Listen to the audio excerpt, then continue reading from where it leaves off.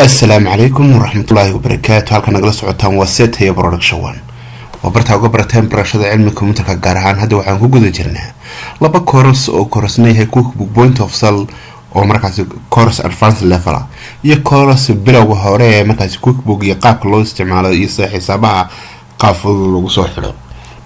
Hadaba casharkeenna wuxuu noqonayaa casharkii afraad ee koorsadaas bilowga ah. sida halkan ka aragtid casharkeena afraad waxaanu ku soo qaadanay qaabka loo soo sameeyo akoonada qarashaadka oo markaas si simple ah hal akoon aan ka soo sameeynin.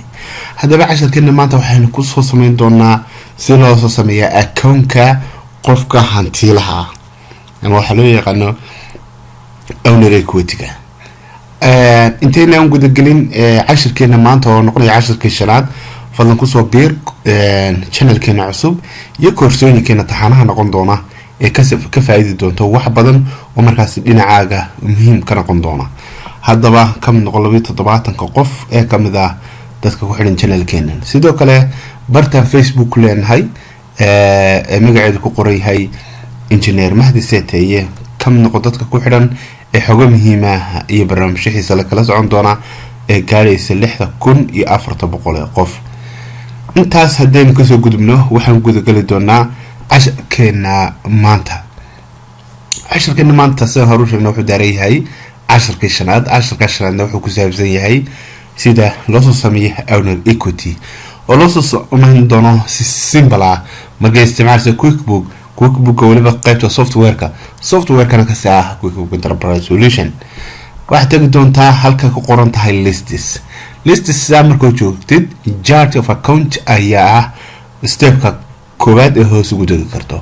stepka koowaad ayaad hal mar click siin doontaa waxaan hortaada ma doontaa daaqadan leh chart of account. daaqadaas markoo joogtid marka doonaysid owner equity-ga inaad soo sameysid waxaad magaca ka bedeli doontaa opening balance equity halka ku qoranta oo equity halkan baad eegaysaa waa equity halkan ku aad ka sareeyo waa equity ba ku qoran halkan waxa qoran open balance equity area right click siintada console sameysan lahayd halkan ayay ka fududahay. sida markaan joogno aad soo degdegi doona barta ku qoran tahay edit account ayaan hal mar click siin doona. edit account markaan click siino waxa furmi doonta daaqadan ayaan magaca ka bedeli doona. waxaan u bixin doonaa daaqadan magaceeda owner equity waan bixin doonaa owner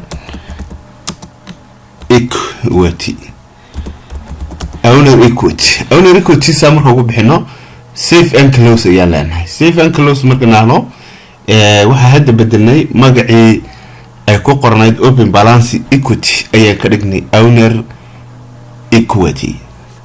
waay hadda wada aragtay owner equity-ga in bedelay. haddaba maxaan sameyn doonaa waxaan sameyn doonaa in aynu lahno account haddana deetana new doorano deetana new marka joogno aan lahno equity-ga haddana noot equity marka tagno continue lahno waxaan soo sameysan doonaa magaca qofka ownerka laftirkiisa. magaca ownerku waa aniga weeyaan magacayguna waa Mahdi Cabdi Chama oo ku magac dheer Serbi ama Setaya Production. way halka markuu joogo inay wanaga account soo sameysan leeyahay owner equity sida kaan ugu hoostagu u noqdo banner-tiga ama qaybta uu hoostigayo marka sub account-ka ayaan sub account of oo ayaan click siin doona.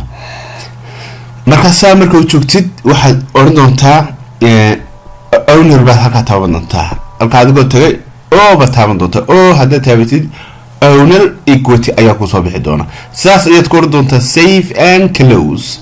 haddii save and close marka tiraahdo oo keeno qoraal na wax okay noobad ka noqon doonta haddii kala soo dhaafi doonta. maanta casharkeena kooban wuxuu ku saabsan yahay sidee soo sameysanay owner equity anagoo mid magac ka bedelnay midna hooskeeni oo midna uu noqday markaas sabakoon. waxaan ku guda jirnaa casharkeena qaybtiisa ugu dambeysay. fadlan ku soo biir kala mid noqo macaamiisha ku taxan barta Facebook leenahay engineer mahdi seeteye profilka sawirkaas caan ku yahay backgroundkuna wuxuu caan ku yahay sawirkaas caanka Jamhuuriyadda Somaliland sanada 2025 sidoo kale bartan YouTube ku leenahay hamoogalin ee seeteye production 1 ee kala socon doonta casharada muhiimka والسلام عليكم ورحمة الله.